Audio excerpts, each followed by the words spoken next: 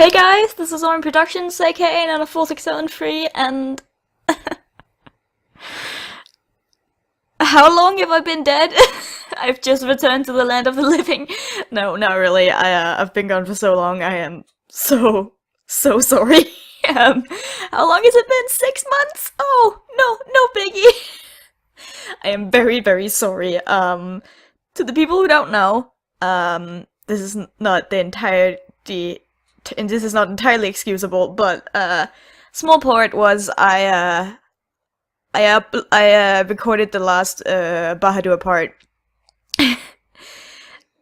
and then and then the files got corrupted. So the last like hour or so of the game just gone, and like I was almost like too sad to like record for an entire hour again. So I didn't give up on it. I knew I had to re-record it, but like I just didn't feel it. But now, 6 months later, I feel like it. I could have uploaded Ebon Light. I even have parts of them lying on my computer. I am so sorry. I'm back. I'm trying to stay really hard. Thank you for the people who's been patient and the people who's been asking me about the last Bahadur part. Here it is. I actually went back and watched my entire playthrough again to get up to date to where we are. So I'm like super ready for it. And I also, yeah, so I watched the entire playthrough. I watched like good 4 hours of me just talking. But I did get into it, so. It's good that he's dead. Yeah, tell him! I will see you in the next part very soon, I hope. Oh boy. Anyway, I hope you guys aren't too mad at me. I'm sorry for this has been so long. I'm sorry. I'll try to get into it. I'll try to get into my recording kind of vibe for now. I hope you guys enjoy the last part of Bahadur's story. I guess I'll see you for the next story again. No, hopefully I'll be recording more often and more regularly. As far as I remember, we just arrived at Umar, I think it's called, yeah, Umar, where seer is located, and he let us stay, but he seems a little bit suspicious, and Jiraiya and Bahadur went into different rooms. Also, I think Royo realized that they were a thing. That's as far as I'm caught up. Anyway, voices. Fuck, this is gonna be something special. Okay. When I wake, it is late in the afternoon. I only slept for a few hours, but I rise feeling much stronger. However brief, it must have been a deep sleep, for dinner has been brought to my room and left upon a small table. Wait, have I turned the music on? I just want to check real quick if I've muted it somehow. Nope, music's on. Yeah, music's on.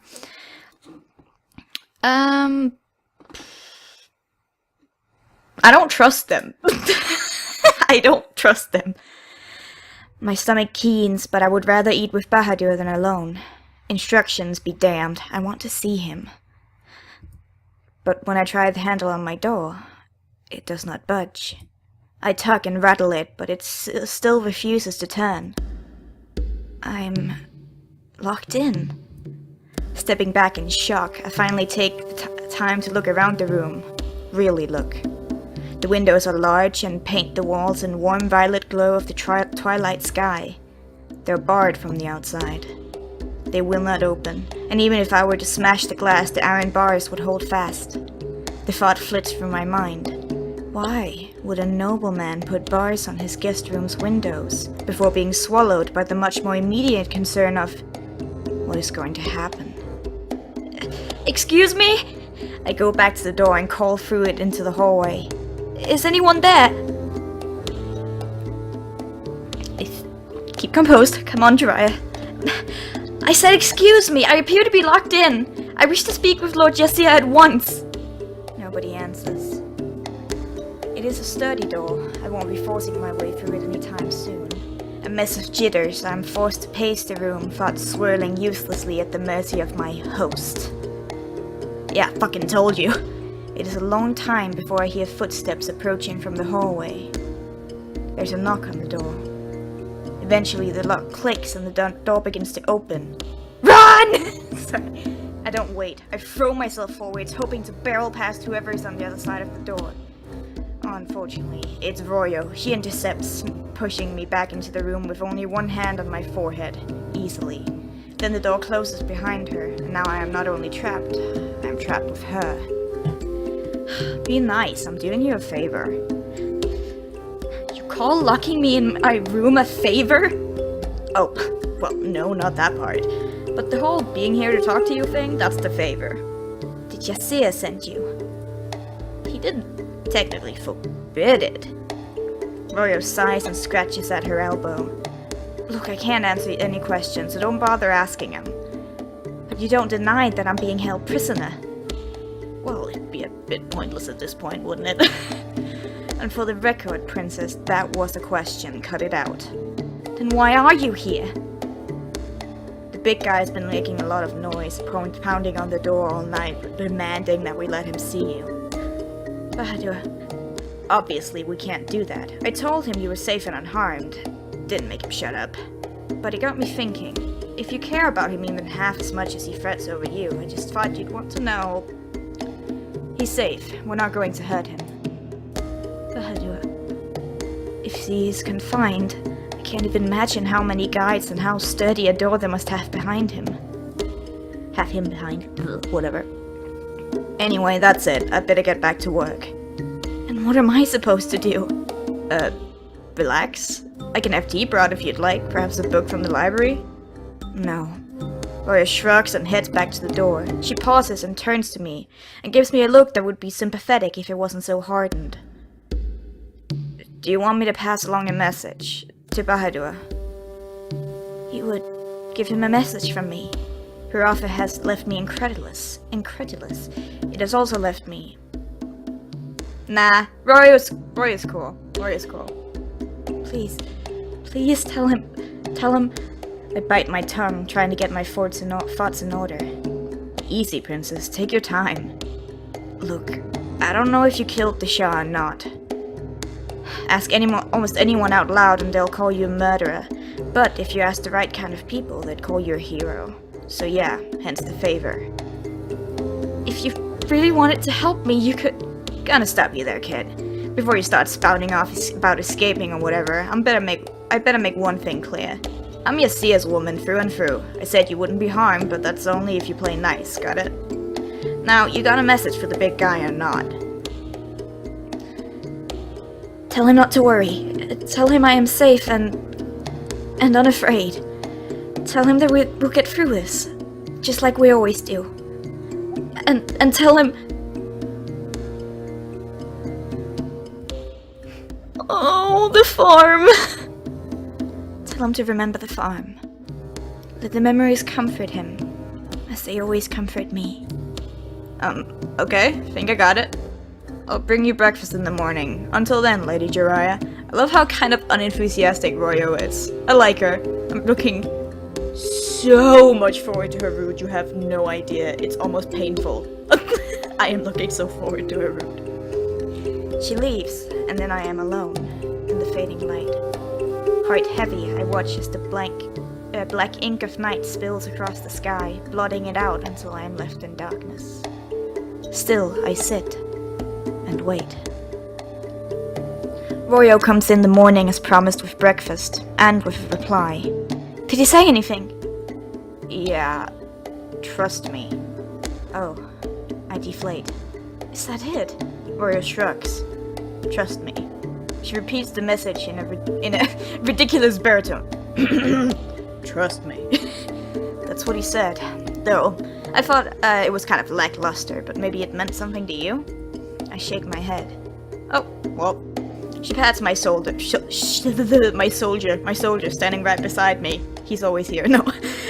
She pats my shoulder. It is awkward for both of us. Sorry, kid. Could you take him another message? You know, I think you're starting to take advantage of my generous nature. Please. Go on then, let me give the big lug another chance at it. I give Royo another message for Bahadur, and can only hope that this time he chooses it to match it with something encouraging, Something to give me comfort in this dark, uncertain time. Got it. She's halfway out the door when I call after her. How long are you going to keep us locked away for? Royo hesitates. With effort, her lips tuck into a cryptic smile. I wonder. Until the men from seer come for us. Royo's smile falters, turning sadder. Real. Sorry, kid. You had a good story, but seer had money. A whole day passes. My lunch and dinner are brought by other servants. I do not see Royo again all day. I do not see Yasir at all. Coward. That is very true. I don't like Yasir, handsome as he is. He's a bit of a limp lettuce. The next morning, I am awake and waiting for breakfast and hoping for Bahadur's message. Royo does come, but not with food. It's time. She grasps my arm and leads me out into the hallway. They're here already? Apparently, they were already on their way. As we head towards, I presume, the main hall, I can't help but ask. Did he give you another message for me? Yeah. Royo continues to drag me, eyes pointed towards something. I skipped it. Well? What did he say? We reach the grand double doors that lead into the main hall. Royo puts one hand on them, then hesitates. Forgive me. Huh? She pushes the doors, and they swing open. I'm thrust into the room where the entire contingent from seer waits, hard eyes upon me. Hello. It's been a while. Lady Jiraiya, we meet again. A roar sounds from another hallway, and then Bahadur is dragged into the room, flanked and herded by nearly a dozen guards. Good. Now it's a true reunion. Captain Hamza clears his throat. Lady Jiraiya, you're under arrest. To answer for your crimes, you will be returned to Seer, where you will be executed. Executed? Taking this desperate flight into consideration, I think we can skip the formality of a trial, even without the capture of your little pale pet. Man. I hope he's safe. I hope he has a good life. I hope he's safe. I cannot imagine how harrowing it must be to face the fugitive's life all alone. I'm glad that he has not been found. The hunt for the albino gene continues, but as for you, you will hang for what you've done, girl. No! Silence, Jean. You need to return to Seer for your own execution. I can oblige you here. You need not return. Not on my carpet, surely. Yasir speaks up, and it is the first time I notice him standing demurely in the corner, attended by his Heartseer and Royo, who has returned to his side. Bahadur seems to notice too. He twists suddenly, straining towards them. Lord Yasir, please! Your Heartseer! The Heartseer jolts, surprised to be addressed, and stares at Bahadur in wonder. Your Holiness, the Heartseer, please! You can read her! You can tell them the truth! The Heartseer looks to Yasir, whose expression has grown very, very thoughtful. What nonsense! She's already been read, Jean. By our own Heartseer, his judgment stands. Me then, read me! Bahadur. Please, I beg of you, my lords, let the Heartseer read me. We don't have time for this. Hamza's hand wraps around the hilt of his sword and begins to unsheath it. No! Wait a moment. Yasir raises his hand, the expression on his face strange. He seems delighted. Color me intrigued. You know, Captain, I think I would like for my Heartseer to conduct a reading. And who are you to demand such things? Oh, good Captain, I make no demands. Though I would remind you that you and your men are currently in my home, in my city, and quite frankly, in my debt. Damn it, be quick about it then! What a foolishness. Hamza steps back, quietly stewing. The Heartseer waits for Yasir's nod, then approaches Bahadur, who is no longer struggling. I don't understand. What will a reading prove? Only Ran or I know the truth of my innocence. Bahadur's loyalty and trust alone will not be enough. Close your eyes, Jean. Bahadur takes one last look at me, then closes his eyes and bends down so that the Heartseer may touch his face. The Heartseer's fingers slide across Bahadur's cheeks, then up to his forehead. The Heartseer's eyes close, and the two of them stand, connected, quiet. The room is a grave, all men waiting in grim silence while the reading takes place. My heart pounds, loud enough to be heard. The Heartseer's eyes fly open, wide with terror. Blood. So much blood.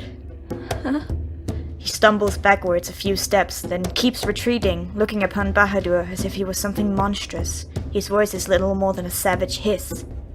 How many beasts? How many? Many. Bahadur, for his part, does not look shaken as the Heartseer. His gaze is even, his voice measured. Confused and desperate, I plead silently for him to turn his eyes my way, but he does not. Will not. The Heartseer takes some long, deep breaths. Royo moves to his side to help prop him up as he recovers himself. Finally, he is able to address the room. The hunt for the albino gene can be called off. You have your murderer. What?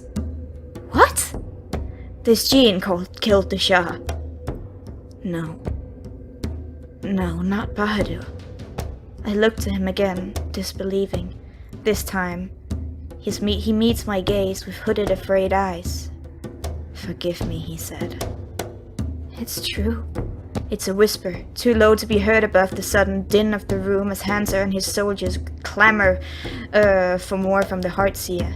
Still, Bahadur seems to hear it and lowers his head, chin touching his chest. This tale just gets more and more perverse. We will get to the bottom of things and see ya. It seems the trial is back on, for both of you. What? No! Lady Jiraiya is innocent. She never ordered me to harm anyone. Didn't the Heartseer see that too? Your Holiness, didn't you see? Didn't you see it? But the Heartseer is in no shape to respond. The weight of the reading has taken its toll, and he leans against Royo, exhausted and traumatized. We've wasted enough time here already. Men, take them away. The soldiers encircle Bahadur once more. He fights against them, tossing a few across the room until they manage to swarm and subdue them. He is wrenched away from the manor, struggling and screaming. Read me again! You have to see! I follow, numb and obedient. The two men who escort me aren't even necessary, though I am only vaguely aware of their hands gripping my arms tight enough to leave bruises. Everything seems muted, save for Bahadur's unending cries of, again, make him do it again. Bahadur. The murderer. A blindfold is placed over my eyes, and ropes tied around my wrists. We are escorted through the streets of Umar and onto a ship. Eventually, Bahadur's voice fails him and he falls silent. At some point, they decide to separate us. I do not know where they take Bahadur, but I feel his absence keenly. Sharp, like a knife wedged beneath my ribs. Give me a sec. Sorry, had to get a glass of water. I am not used to talking for so long. It's been a while. I am tied in what I assume to be the hold for most of the voyage. My meals are few and usually consist of bread or such other things I can hold in my hands and eat without being able to see. When the ship docks, I am moved quickly to a carriage. Hamza sits beside me, though he does not speak to me.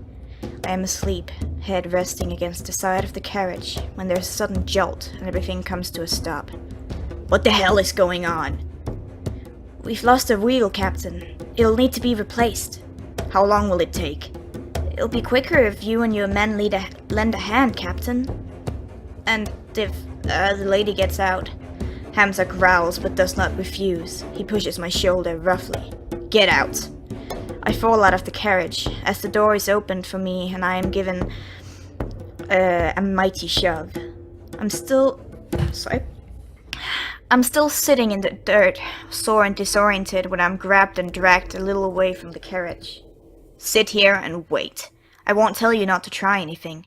Truth be told, my blade is aching for some swift justice. In the fray, my blindfold has begun to slip. A few shakes of my head, and light pours back into my world, blinding and burning until tears stream down my cheeks. When the pain recedes and my vision returns, I can finally confirm what I've suspected for some time. We've been crossing the shining sands. Seer twinkles in the distance. The light that has so fiercely blinded me was from the stars. The stars. Thank goodness it was not daylight, or my eyes might truly have been burned from their sockets. Hamza and the driver stand a short way away, looking over the damage. Hamza's men, who has been riding on horseback, escorting the carriage, have halted, and some have dismounted to help. Then I see Bahadur. Where I am tied with rope, he is bound in heavy chains. Where I am weak from riding in the carriage, he is exhausted from walking alongside the horses. His guards drop him onto the sand beside me, and go to help Hamza with the carriage. If any, this would be the moment to escape. But one look at Bahadur, weighted by his chains, and by days upon days of exhaustion, I know that we will not only have been that we have only been left so carelessly because there is no chance for us. None at all. Bahadur. I whisper his name, but he does not respond. He sits motionless and will not even turn his head towards my voice. It's true, isn't it? What they're saying you did. You won't even speak to me now? Why, Bahadur, why did you do it? For you, my lady. Always for you. What? My words are cut short as I'm suddenly hoisted from the ground. Hope you had a nice rest. Back to it. The carriage is fixed and ready. My blindfold is refastened, and the journey begins once more. What a sip. Onwards we roll. Onwards towards Seer. Onwards to death.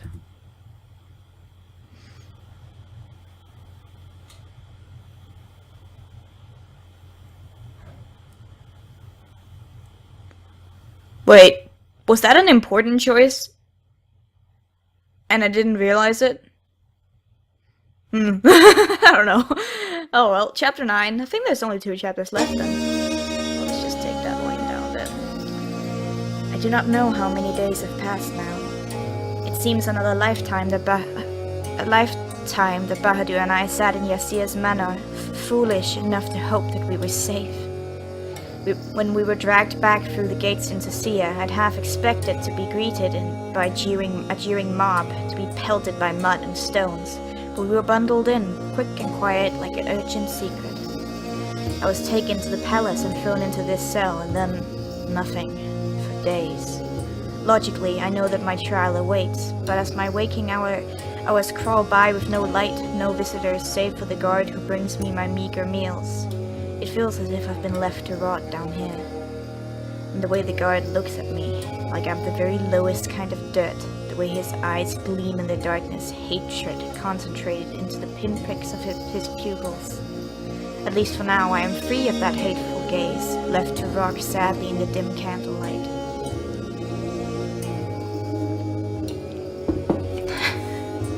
Bahadur. I can only assume that he is here in the palace too, in some other cell, or perhaps guards being displayed upon the steps, with his head and wrists locked in the stocks. My hands clench at my now filthy and tattered dress as I tell myself over and over that they cannot have killed him already. He is needed for my trial, at least. Surely, he can't be dead. Distantly, a door opens. There are heavy steps on the stone that separate these these dank cells from the rest of the palace. Ah, fuck. Would have hoped if it wasn't someone else. Lady Jiraiya. Not the usual, but Hamza, dripping with disdain as always. Look at the state of you. How low the sheik's ward has fallen. What a disgrace. My cheeks burn, so I can still feel shame. Good to know. I lower my face, not wishing to give him the satisfaction of my humiliation. The date has been set. Tomorrow your fate will be decided, murderess. That is, unless you wish to make a confession to me now. Confess everything here, and your family can be spared the shame of enduring a public trial. I want to be spiteful. What of Bahadur? Tajin, what of it? Would you spare him? Impossible. Your slave has already admitted his guilt, and in doing so, has doomed the both of you. And the people will trust his heart-seer reading, even after yours got it so wrong. A look of pure rage flashes across Hamza's face, and for once it does not seem directed towards me. It is true that due to an old man's mistake, we will not be able to use his reading at the trial. Then how? Hamza's quick smile cuts into my words at the root. That foppish merchant lord would not lend us his heart-seer for testimony, but it did offer something else, a gift. He reaches into his shirt and produces a familiar vial. The liquid inside glints blue and bright in the darkness of the dungeon. Hakma, the truth. Again, I give you the choice. I can administer it here, and you can whisper all your filthy secrets into my ear. Or I can administer it at the trial, and the entire city will know every last detail of your sins. My blood is going cold, my skin clammy. A truth serum could clear my name of the Shah's murder. One sip, either here in this cell, or before all of Seer, and I would be vindicated. But there are other crimes. Bahadur's may I, barely more than a whisper, one nod for me, and then a kiss that consumed us to the bone, my flesh bare, gleaming, intertwined and urgent. For that alone, Bahadur would be killed, my family would be shunned, my uncle might be ruined. And if, under the influence of this water of truth, I was asked if I believed that Bahadur really did murder the Shah, I am sure that I would answer yes. I do not want to, but I believe it. Well, your decision? Above us, a door slams against the stone wall. Footsteps hurry down the stairs, and both Hamza and I turn to see. Who dares interrupt? Sheikh Makram! I demand to see my niece. This is not... Why was she kept from me? Why was I not informed of her return immediately? Her return was in chains as a prisoner of the city. And as one of the guardians of the city, should I not have been told? Was that not your duty, Hamza? I've never heard my uncle speak so openly rudely to the captain before, and I've certainly never seen Hamza cowed like this by anyone. Seems that in the Shah's absence, Uncle Makram's power has grown. Of course, it won't happen again. No, it will not. Now leave us. Water break. Ah, sweet water. That is not possible. These will be the final moments I share with my niece. Leave us to say goodbye. As you command. Hamza bows, a short, reluctant bow, and then heads off. Before he goes, he places the blue vial on a table near the stairs and taps it meaningfully. Think on this, Lady Jiraiya. Uncle furrows his brows, not recognizing the vial's contents or understanding the significance, then dismisses Hamza's words with a shrug. When we are alone, he drops to his knees. His hands grasp at me through the bars, and I stumble to him, unspeakably glad to see his kind face once more. Uncle! Oh, my darling girl, what have they done to you? Suddenly, I'm painfully aware of my matted hair, my dirtied clothes, and how tightly my skin has shrunk around my bones in the many hard days since I last saw my uncle. They say that Bahadur has confessed to the murder. Is this true? Yes, he did it. He killed the Shah. Uncle's face is dark, though somehow not as stricken as I may have expected. There's something else there. Something knowing. How much did he tell you? Uncle? I suppose it is foolish now to remain silent. He pauses, listening. There are no footsteps above, nobody nearby who might be listening. It was my order. You... Many people at the palace were unsatisfied with the Shah's rule of late, yet grown too old, too senile, too enslaved to his vices. It was supposed to be our secret little revolution, to make Sia better, open new trade routes, forge new alliances, take our place at the forefront of the civilized world once again. Uncle was already very tight-lipped about his work at the palace. When I was a child, he dismissed it as boring and tiresome. When I was older, he said that his duties were confidential. I feel so stupid, so naive. For years I watched the Shah decline and felt helpless. Then I was approached by a facilitator of sorts. He said that he represented an interested party, someone who wanted to see seer free of the Shah's corruption. They offered gold and advice, a perfect plan already laid out. They just needed someone close to the Shah to carry it out. Who is this man, this conniver? This is not my uncle. Oh, Javaria, you didn't really think I would shackle you to that vile old man, did you? I needed to get Bahadur into the palace. A grand wedding was the only excuse we could think of, the only concession that paranoid old bastard would allow. That was the Heartseer's idea. The Heartseer? But he said that Uncle's face crumbles. The fool panicked. You were not supposed to be found in the room, neither was that blasted albino. The Heartseer thought that he was making the best of a messy situation, casting the blame far from us. By blaming your niece? Believe me, we've had words. Suddenly my uncle's fingers are tightly caught on any part of me they can grasp. Please, Shariah, forgive me. You were never supposed to shoulder this burden. I should never would have agreed to it. But once the blame had been cast, what could I do? You could have told the truth! He winces and grips me tighter. There is no way to claim your innocence without exposing myself, without exposing all of the brave men who risked their lives to usher in this revolution. And Bahadur, why involve him? You know that I plucked him from the gladiator pits. Yes, to be your valet. No, Jariah, to be my... He trails off, swallows. I wonder if you've seen enough of politics by now to know just how ruthless the world can be. There are men who would kill me to take the power I hold, Jariah. I needed someone who would kill for me. My blood freezes in my veins. This wasn't the first time. No, it was not. Bahadur has solved many a problem for me over the years. He's a killer, Jariah. In his heart, he is a killer. Oh, I've been so afraid for you, alone with him at your back, without my will to keep him in line and contained.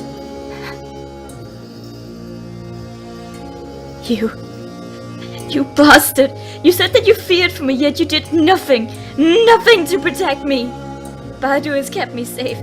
Unlike you, he has only ever tried to protect me. Uncle gives me a pained look of pity and shakes his head. Oh, my sweet girl, how can you still believe that? So, what now? I am in talks with various important men as we speak. Certainly with enough coin and favors, we'll be able to sway them to your side. A few words in the right ears and you will be pardoned. And what of the truth? Uncle Makram's hands loosen, then fall away from me. He opens his mouth. But he says nothing. I look at the miserable curve of my uncle's downturned face, and I'm seeing him for the first time. Seeing him for what he is. A betrayer. A coward. A stranger. Whoever this man is, he will sacrifice me to protect himself if necessary. His eyes venture up to mine, red and watery, and read my thoughts as clearly as any Heartseer could. It will not come to that, I promise you. If all else is lost, I will take the stand. I will tell them of Bahadur's beastly nature. I will make sure that they know that he acted on his own monstrous impulses, not on your orders. Unbelievable. That is so unbelievably foul. I would do anything to protect you, except take responsibility for what you've done. For a moment he looks almost cracked open, then his face hardens. I will not see you hang, whether you're grateful or not. There will be no end to my gratitude if you just save Bahadur. Please do not let him die for this, not for your sake, not for mine. He deserves better. Some things are even beyond my power. I am sorry. The echoes of footsteps on the stone forces us both into silence. A guard shuffles into view, taking the steps slowly and with great effort. One leg drags lamely behind the other. It is the man who always brings my meals, his face usually so twisted with contempt as when he visits, is this time schooled into a polite, subservient blankness. Sheikh Makram, forgive me. Captain Hamza sent me to escort you out. Did he indeed? Well, I need no escort. Nonetheless, my uncle rises to his feet, brushing the dirt from his robes. Have courage, my darling. Tomorrow this ends. That is all he spares for me before sweeping from the room, disappearing up the stairs. The guard watches him, then turns to me. He has no food for me, nor apparently any message or summons to take me somewhere. So why does he linger? Sorry, I gotta stretch.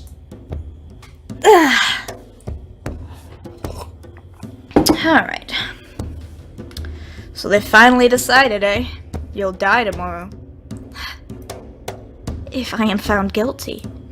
I'll pray to the gods. Not that we need their help with this one. Justice will be done. The bitter spite in this man's voice. You must have truly treasured the Shah. He blinks once, twice, then barks out a laugh.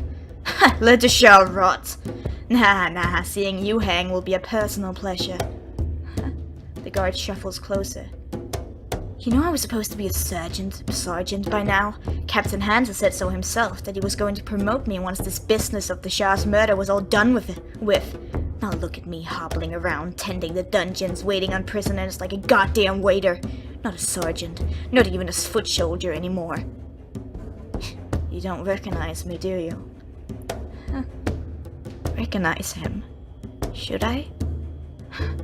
The door above slams once more.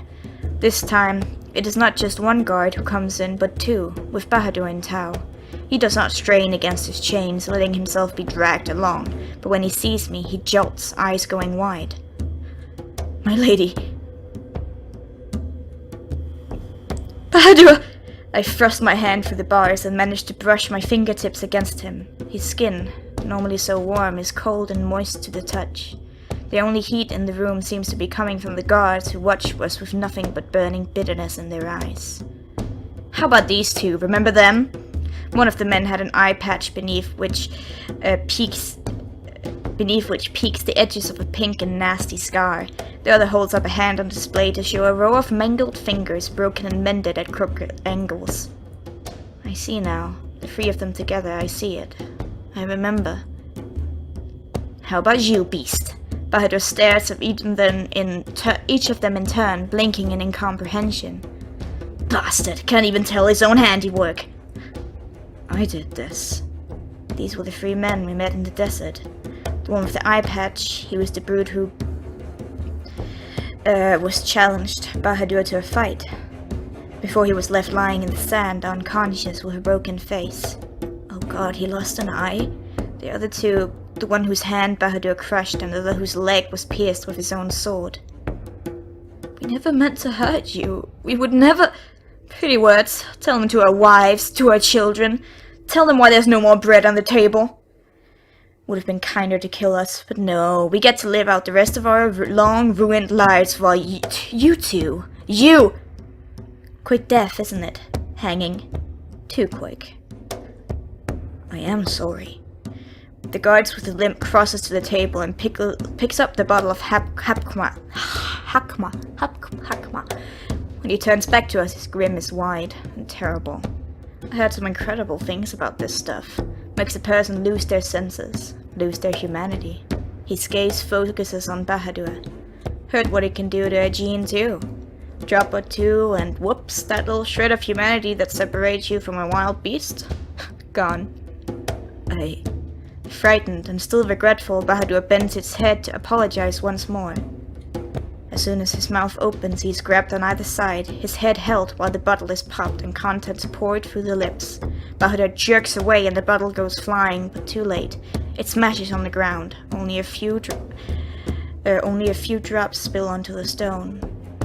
The rest has already slipped down Bahadur's throat. No. He stumbles back, then looks upon the guards in horror. No. He takes a step toward them, chains clanking and scraping along the floor. Do you understand? I'm going to lose control. You must lock me up now before I... Don't you worry yourself. We've got a cell for you. A ring of keys is produced, and the door to my cell swings open. No, please, not in there. Laughing in the faces of his pleas, the men crowd around Bahadur and force him backwards into my cell. Stunned and so very weak, Bahadur cannot even raise his arms to fight them. The door shuts and locks again in the blink of an eye. The guard steps back, except for one, who grab Bahadur's arm through the bars and yank him close. Now, I know we haven't watered or fed you in a long time, and those chains are heavy, and you might be feeling a little weaker than normal. So here, he pulls a strange tool off the jacket metal of his pocket and uses it to clip the chains. We brought this thing from some shady merchant in the Grey District, hoping it'll be worth every single coin. One smooth cut and the chains fall apart, dropping from Bahadur onto the floor with a deafening cascade of clangs. But the guards isn't done. The tool moves then to Bahadur's wrists where his slave bands gleam. These he hacks at with less finesse until the bands are twisted and mangled, though still intact. Kinda remove another master's bands, but can make him pretty much useless. No. Bahadur stares at his wrists and starts to tremble. There you go, you big bastard. Freedom, how does it feel? Bahadur flexes his hand. There seemed to be something indescribable passing through him. It makes him shake and whimper. Please, please fix them, I need them. All of the men laugh again. We'll leave you two alone. Wonder what we'll find when we get back? Doubt there'll be much left of that one. He eyes me with a cruel sneer and no trace of pity. They're not listening. Ugh, click, come on. Mouse. What, no final words, my lady? Not gonna cry or beg? Nope. I am not afraid. No? That's nice. Give it 10 more minutes, though, and you will be dead. Hope you treated your Jean well, my lady. Throw yourself on his mercy. You'll get none from us. The three of them leave, their laughter still echoing from the walls. Now that we are alone, I turn to Bahadur. What should we do? He does not answer. I reach for him and he shies away. He presses himself into a corner and curls in on himself. Bahadur, I do not know what is about to happen. I only know that Bahadur is now drugged and unshackled, and whatever feelings are coursing through him have shaken him to the core. Singing. Huh? His voice is barely a whisper, muffled from the crook of his arm. I move closer. My blood. Singing. This is how it felt. When I killed those men. All those men that Master told me to kill. When I killed the Shah, my blood was singing. Bahadur raises his head to look at me, and his pupil has narrowed down to tiny slits. He no longer looks starved or tired or weak. He looks powerful. He looks... Fear thrums through me as every natural instinct I possess tells me to flee. I step back. I am prey. But he does not pursue. Instead, he presses his face against the stone wall and begins to rock back and forth. His breathing grows heavy, and the most pained little noises starts to slip from the back of his throat. He raises his head again, only to smash it against the wall. There's a sickening thud, then he goes to do it again. Bahadur, stop! You'll hurt yourself! I lurch towards him. He turns and grabs me with one arm. Arm. Then, without effort, he flicks his arm and I'm thrown across the cell. My back hits the iron bars and that stand between me and safety. I slide to the floor, breath knocked from my lungs. Across from the room, my soulmate is moving, slowly closer, stalking like a predator. In his eyes, there is no Bahadur left. He's always kept such tight control on himself because this is what he feared becoming. While I sit and wheeze, he moves closer, and then is upon me. He tilts his head, sniffs at me. Doesn't even know who I am, who he is. Bahadur. I do not know if it is his name that sets him off or the fact that I have spoken at all, but he suddenly roars in my face, taking me by the head and slams me back against the bars. When I try to resist, he slams me back once more and holds me there. Lowering his head, he sniffs me again, pressing his nose into my neck. I go still, as still as I can with my chest still heaving, and let him. Perhaps he recognizes the scent of me. Perhaps it is calming. Perhaps if I indulge him, he may come back to himself. Abruptly, his head jerks back. His mouth opens impossibly wide, revealing his fangs. Then he surges back to my neck, teeth bared, ready to bite. No! Sorry, but I lash out my hands, catching him on the cheek. Bahadur cries out, jerking back just enough to give me another opening. I strike him again, and he looks at me confused. Not angry, not vengeful, confused. He jerks again, but otherwise does not try to move. His eyes meet mine. They're still wild, but there's something else in there. Something more. I put my hand on his face, gently cup his cheek. It's me, Jiraiya. Jiraiya. Recognition flickers for a moment, then he wrenches away, throwing himself back into the corner. Some long, violent shudders rip through him, and then he is still. I give it some time, giving my breath back while allowing him space until it seems that the violence has bled out of him. Bahadur. Only then do I approach and peek beneath his crossed arms where his face is hidden. His eyes flicker to mine. They're still changed, still in the sway of Hakma and his unbridled wild blood, but they are Bahadur's eyes. Excuse me. So this is what you were afraid of? Yes. My wild blood, allowing the beast inside of me to hurt you. You are you, Bahadur, and you didn't hurt me. The look he gives me is so doubtful, so familiar and despairing, that a laugh bubbles out of me, strange and too loud in this quiet cell. Well, I mean, I got a little hurt, but you stopped. Do you even know what that was? Some kind of mating instinct. I was trying to mark you. I take his face in my hands again, leaning close. Bahadur, you stopped. You were drugged, but you knew me and you managed to control yourself. He is silent, but his jaw clenches like he wants to trust my words. You are a good and gentle man. I've always known it. It's time for you to believe it too. Jiraiya. Then in an instant, the smile falls away, the light fades. It doesn't change anything. You know what I am now, what I've done. You killed people for my uncle. Yes. You killed the Shah. Yes. And you were never going to tell me. Never.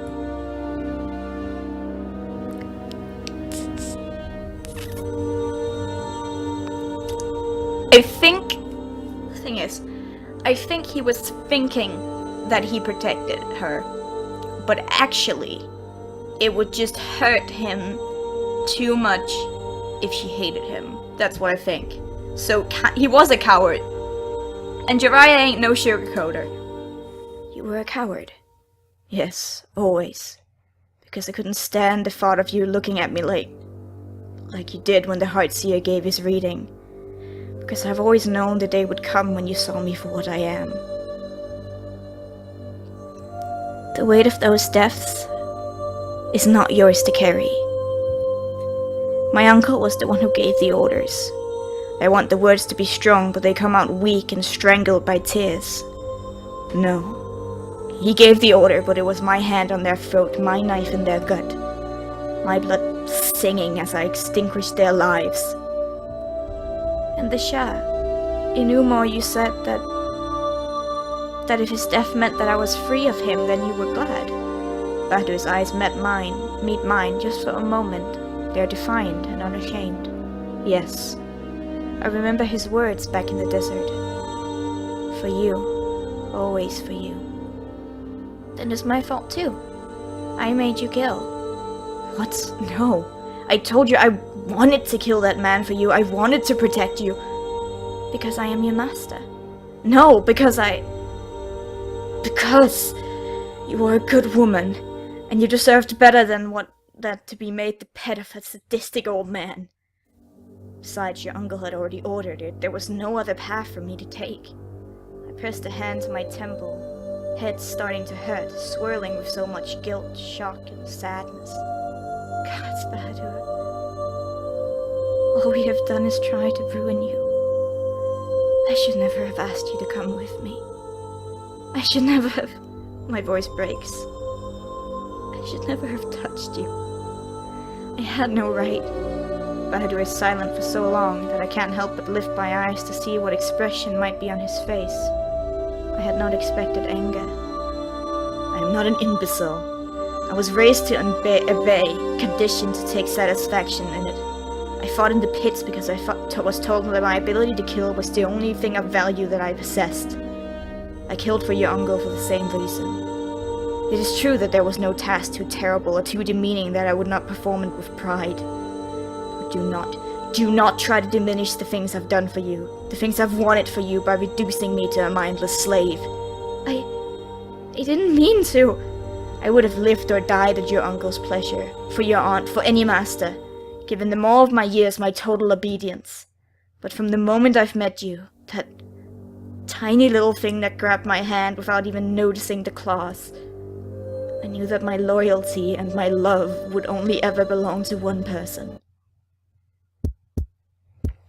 There's that word again, spoken with just as much fever as the first time. Love.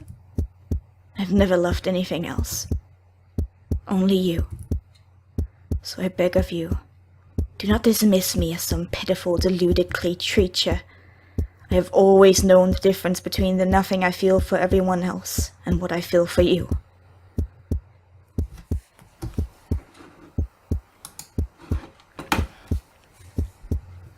I believe you. And I...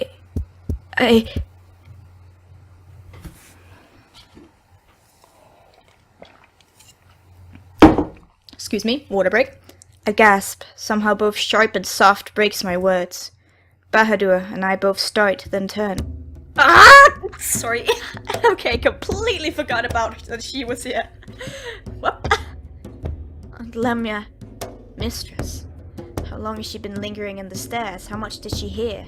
Instinctively, I stand in front of Bahadur, if I can somehow protect him from the brunt of my aunt's wrath, now that she knows about us. Makram did this. She steps closer to the bars of the cell, unsteady, almost vacant. Somehow it hadn't occurred to me that he deceived even Aunt Lamia. Yes, Uncle he's behind everything. Or at least he allowed himself to be bribed into it. I see. With only a couple of terse words, she turns and goes to sweep out. My hand darts through the bars and snatches at her gown before my mind is even fully aware of it. I pull her close. She does not resist, stunned. Did she really not know? She shakes her head, and her face is so uncomposed I have no choice but to believe her. Please, Aunt Lamia, help us. Make Uncle see sense. Or tell someone. Anything. I am sure that Makram has the matter under control. He won't let you be harmed. Aunt Lamia, they're going to kill Bahadur. She swallows and averts her eyes. Never before have I seen him look at her so directly, and her turn away in shame. My loyalty is to my husband. Anger laces through me, the kind of hot, bubbling anger that she has already inspired in me that I have always had to keep inside. Will no more. Don't owe me, but you owe Bahadur. You vile, selfish old woman! Old? Do you really feel no responsibility? Don't you care? You could never begin to make amends for the things you've done to Bahadur, but you won't even try?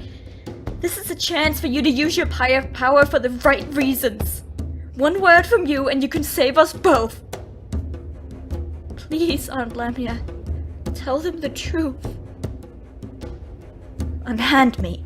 With a tuck, she frees her dress from my clutches, then straightens and stands tall until she is back to her old imperious self. Then she turns and leaves. Sorry. What for? I thought that might work. I thought that she might... Well, never mind. Bahadur smiles gently, takes my hand in his and squeezes. You know, the hakma seems to be wearing off. He holds up his wrists. The mangled slave bands look like two open mouths of jagged teeth. But I remain unshackled. Allow me to try something. If I succeed, I think you will be very impressed. He wraps his fists around the two iron bars of the cell door. Oh my god. If I do not succeed, this will be very embarrassing. Now, I have seen Bahadur's feats of strength many a time. However, nothing has quite prepared me for the scene unfolding before my eyes. Bahadur's fists tighten, his arms flex, the bars resist. The metal groans. It gives. The bars bend and twist as Bahadur pushes them apart. Releasing the bars, he looks at his hands in wonder. I did not know I could do that. His voice trembles as if he isn't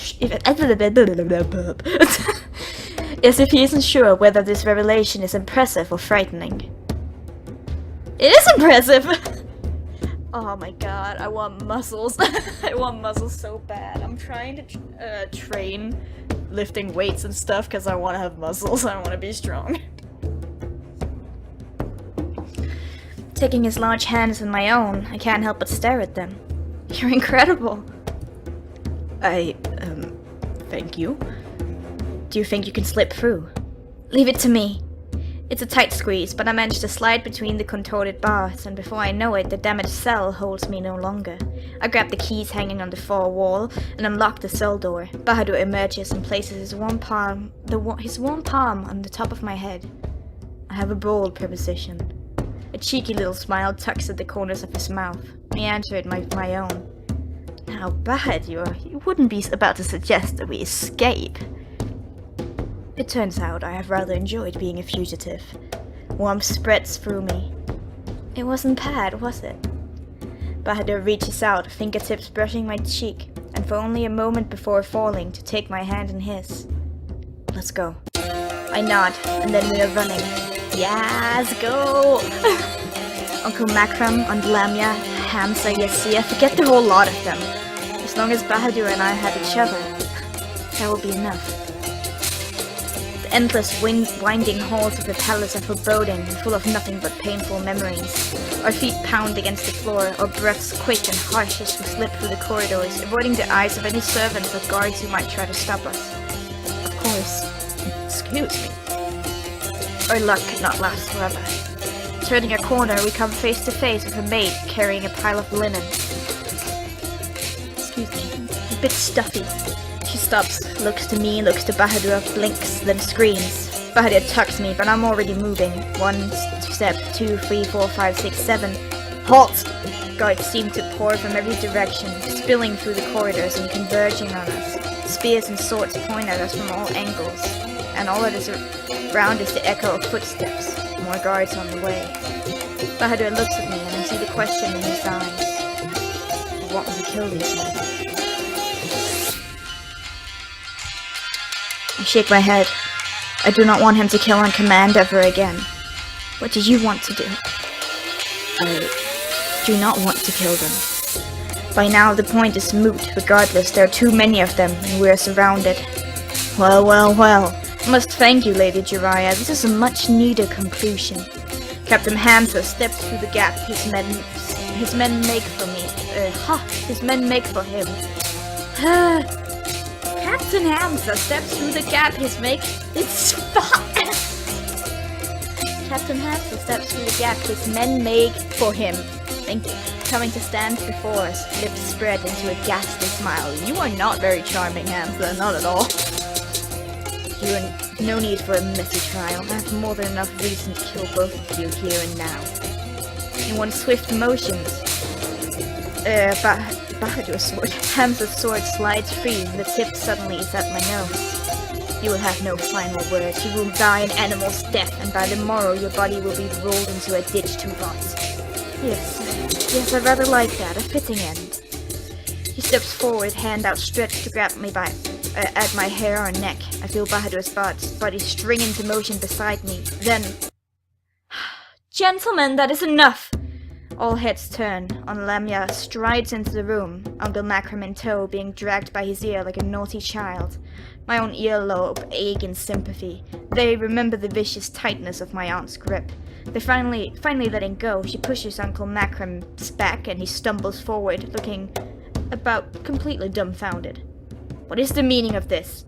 Yes, that is what I'd like to know. Uncle's cheeks are red with anger and embarrassment. His eyes dart around the room in a manner more suited to some wretched, cornered creature.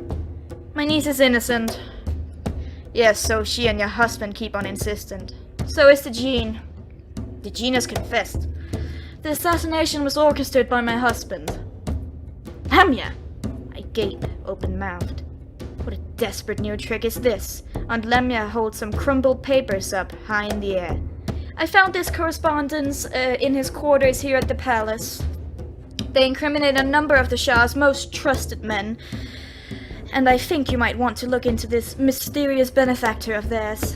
I imagine if you search our villa, you will find much more than this. Her lips curl as she turns a thoroughly disgusted look at my uncle. By the gods, Macram, you weren't even clever about it. On a roll, and apparently beginning to enjoy herself, she casts her eyes around the crowded room. Is the Heartseer here somewhere? Part of the crowd ripples and spreads apart, and the Heartseer is left standing alone, clutching nervously at his yellow robes. I advise you not to trust that one. Lamia points a long bony finger in the old man's direction, and he flinches from it. Flingers. I like that. Both linger and flinch. Flingers. Greedy little power grabber, claiming to serve the gods. Disgusting. These are grave accusations, Sheikh Lamia. They must be. I will need. Hamza is reeling, just as everyone else is reeling. Lamia thrusts the letters he holds into his hands. Read them, you'll find them quite illuminating. Note on how Jiraiya is mentioned in none of them except as an unknowing pawn. Lamia, stop this! Oh, shut up, I can't look at you, you're so pathetic. Bahadur, anything to add? Bahadur starts but soon regains his composure. He straightens, standing taller than I have ever seen him before. It is as the mistress says. I killed the Shah on Master's order. He said that it would be a revolutionary act in Seer's history. Bahadur, shut your mouth! I command you! Bahadur meets my uncle's hateful eyes and does not cower. It is over, Makram. You dare! Hamza, who has been quiet as he reads through the papers Aunt Lamia gave him, finally looks up. Seize him. The guards act on his words without hesitation. No, unhand me! Sheikh Makram, you're under arrest for treason and the murder of the Shah Malik. You will be held in the dungeons until the time of your trial. No, you can't do this! I just spit everywhere. Wow. Uncle Makram is dragged from the room, screaming all the way. You ungrateful swines, I did this for you! As my uncle's voice fades, Hamza turns to me with a complicated and ill-fitting expression. He sheathes his sword. Lady Jiraiya? Yes. I was wrong. You don't say! Congratulations, Hamza! Wow!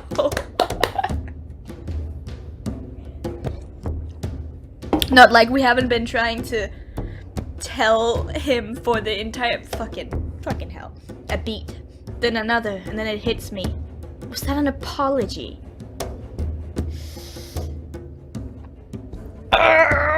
Fine.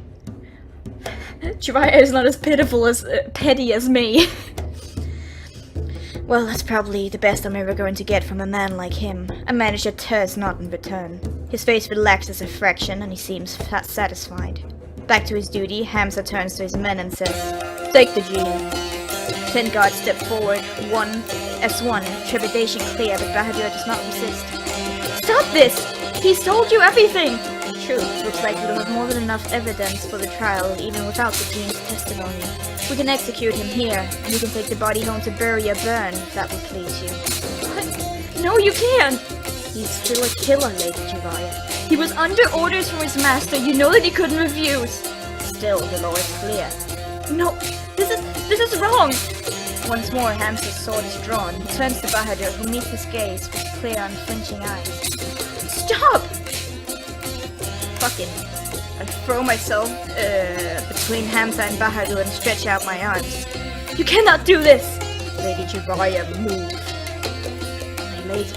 I turn my head just enough to look at Bahadur from the corner of my eye. It's alright. Please step aside. How can you say that it's alright after everything we've been through? You would just give up here? Now? Every night I said a prayer to the gods. I promised them that I would submit to punishment for my crimes. For all of them if they would only spare you. Keep you safe. I could not have asked for a happier ending. I am at peace. No, that is unacceptable! My dark eyes dart everywhere, from every weapon to every man holding it, to Hamza, the sword in his hand. I don't know what to do, but I must do something. And I fear that it may be the end of me. Or both of us, but I must try. I must try! I hurl myself forward, and Hamza grabs me easily. One push, and I'm sent falling to the floor. Cease this foolishness! What are you going to do? Impale yourself on my sword? Spitting this at me, Hamza raises his weapon and advances on Bahadur. I leap to my feet and throw myself between him. My hands come up and grasp the blade. No! Black blood speckles the marble floor. Pain cuts through me, but I do not let go. Impale myself? If that is what it takes... Hamza stares, incredulous. My lady...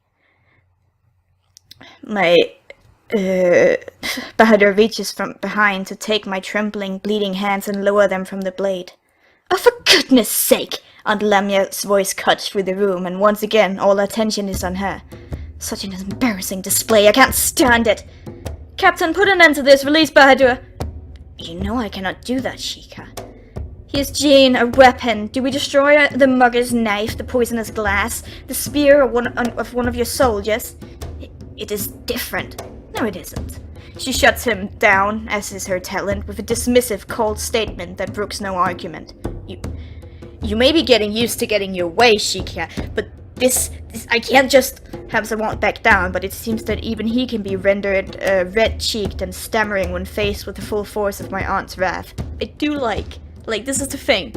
I dislike Aunt Lamia. I fucking hate her. She is despicable.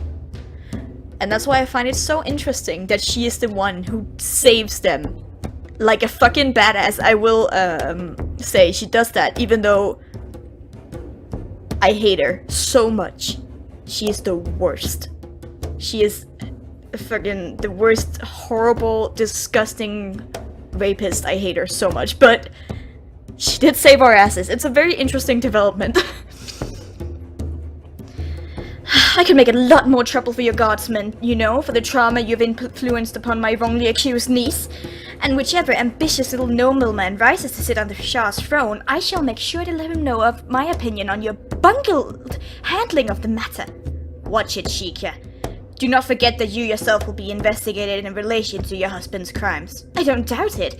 Do you wish me to be corroborative or difficult? Hamza scoffs. Have you ever had anything other than difficult, Sheikah Lamia? Lamia's eyes narrow. Oh, you haven't seen anything yet. Release him. His men hesitate only for a moment before obeying. They step away from Bahadur. This gene is a weapon and lacks the mindfulness to be held responsible for its actions. The palace guard would be happy to return him to his rightful mistress in turn for her full cooperation. Aunt Lamia nods, satisfied. Quite right, although she looks at me and Bahadur and her expression for a moment is pinched and thoughtful. I don't believe I can claim to be his mistress anymore. Water sip. Outside, I feel like I can breathe again. I always found seer to be stifling, but now the air feels crisp and fresh. I stop before the first step and take a moment to simply exist as a free woman. Bahadur stops beside me. On the other side, Aunt Lamia stops as well. My lady, your hands.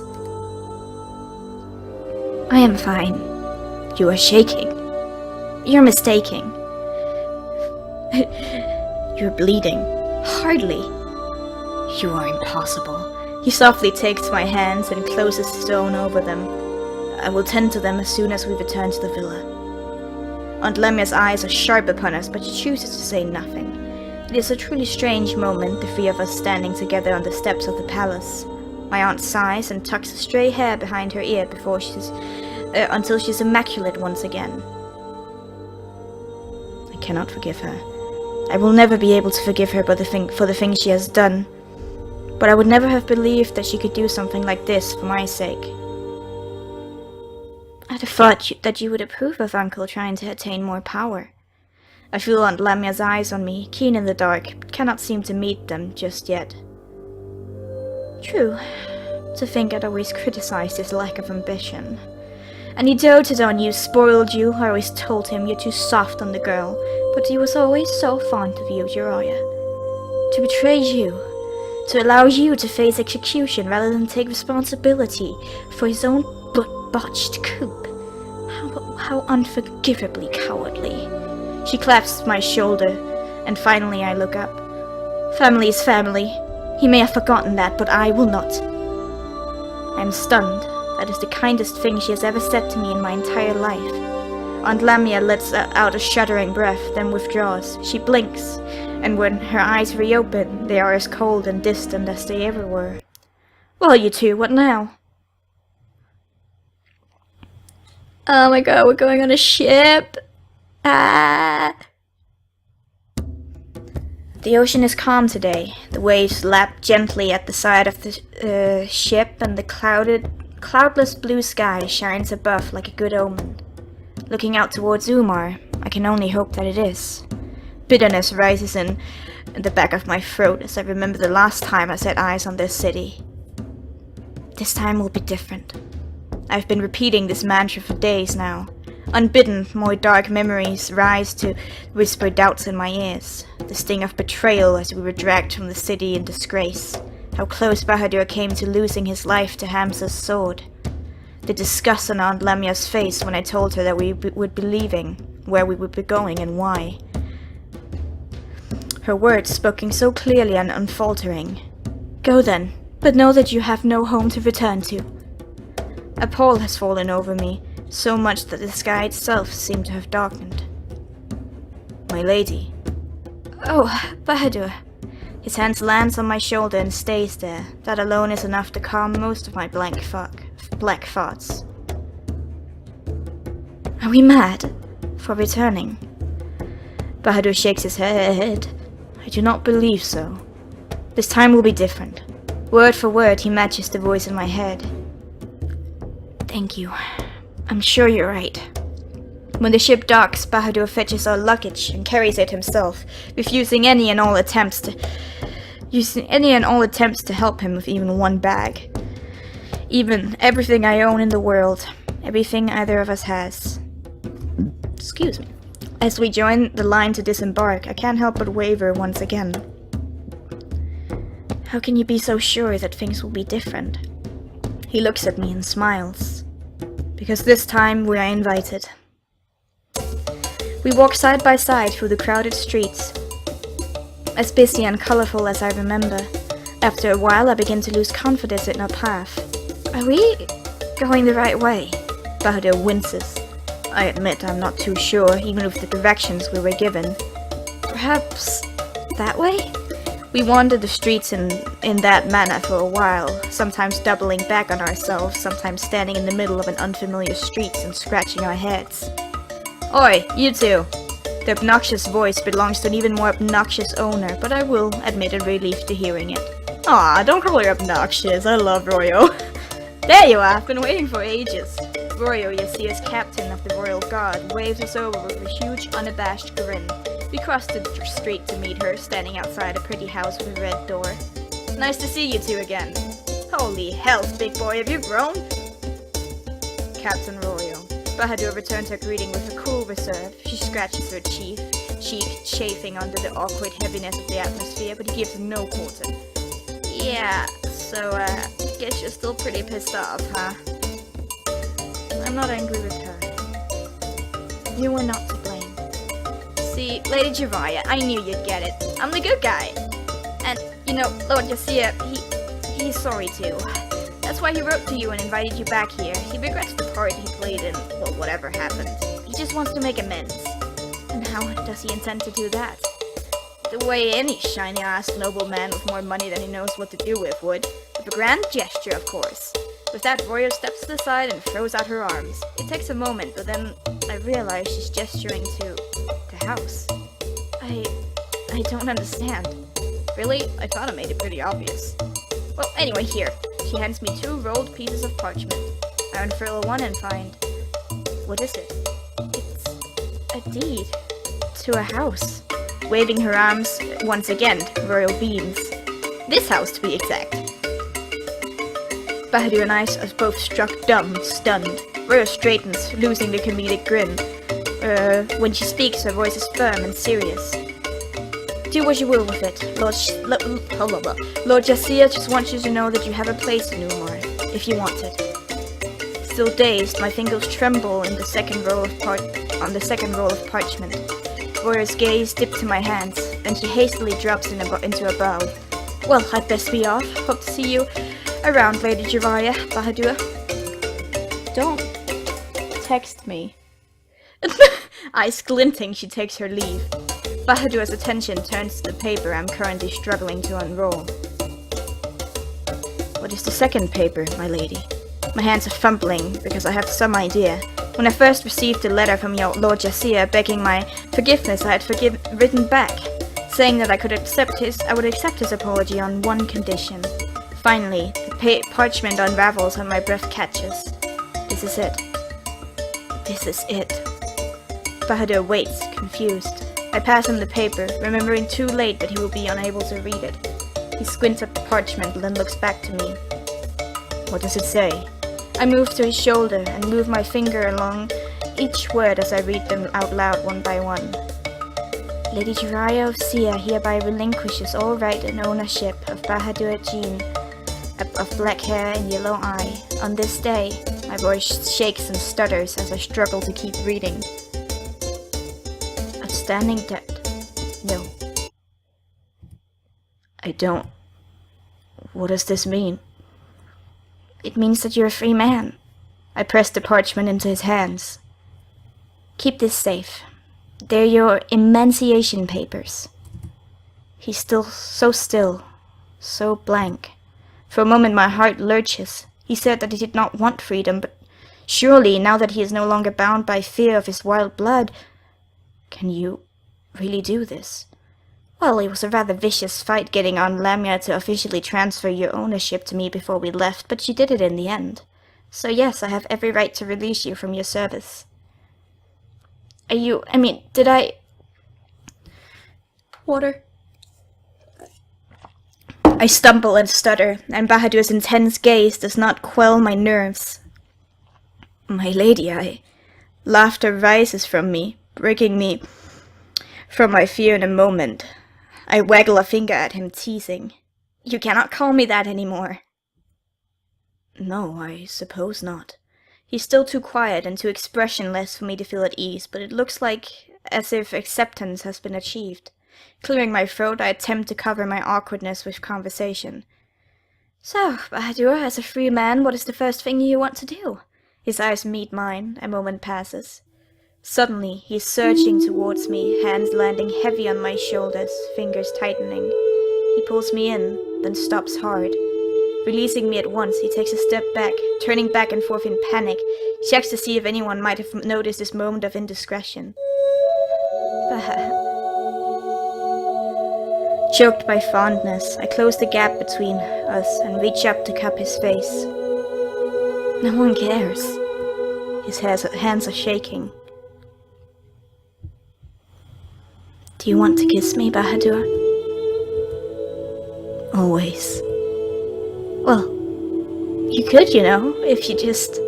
With a shuddering breath, he bends down to meet me and presses his mouth to mine. When our lips finally part, Bahadur's face is radiant. I love you, Jiraiya. To hear him declare his feelings so openly, uncaring of who might be listening or what they might think, proud and free beneath this new sky. My mouth trembles around the words. I love you, Bahadur. He holds out his hand, and I take it. We turn to look at our new house. Our house, with the pretty red door. It may not be as grand as the villa in Seer, but as Bahadur and I reach out together to open the door, I get the feeling that this is it. This is home. Hey! We did it! We freaking did it! Second time's the charm, right? Please don't get corrupted. Please don't get corrupted. I don't think there will come a day where I don't fucking adore this piece of music. It's just so peaceful and good, and I love it. So good, dude. I love it so much. Anyway, since I've already actually, talked about my feelings of the game in the last, corrupted episode, I will make it very short. I love it. Better than Rand's? I don't know. It's been a while since I've played Rand's, story. Thank you for making it, Sonnet. But I definitely enjoyed it a lot. I also feel like... Yeah, I actually feel like I enjoyed it just as much. Because there were like parts that I liked more, like...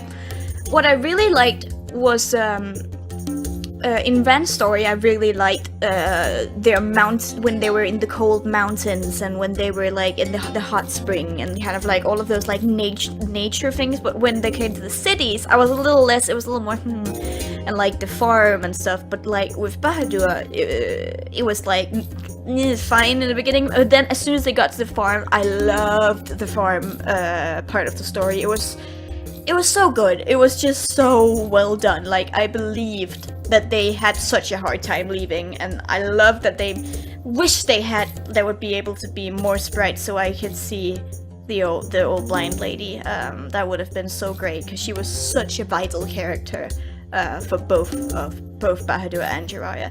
But yes, it's a beautiful game. The writing is amazing. Sound and music, character, art, all of it is just very, very solid. But definitely, what makes it the best is the writing. Definitely, that's what brings it above other levels. So yeah, I hope you guys enjoyed the last part of Wilder Bahadur's story. Finally. I hope you guys enjoyed it. The thing is, the reason why I've been a bit hesitant about playing more Ebon Light is because it's actually not fully out yet. The beta version is still out, and it's probably gonna take a while before the full game is out. But I'm probably gonna. But I have a few more ideas for games. Hope you guys are doing well. I'm back. I hope I'm not leaving anytime soon. I hope you guys. Thank you guys so much for waiting and being patient or impatient, whatever. Anyway, I will see you in the next video or whatever I make. Bye!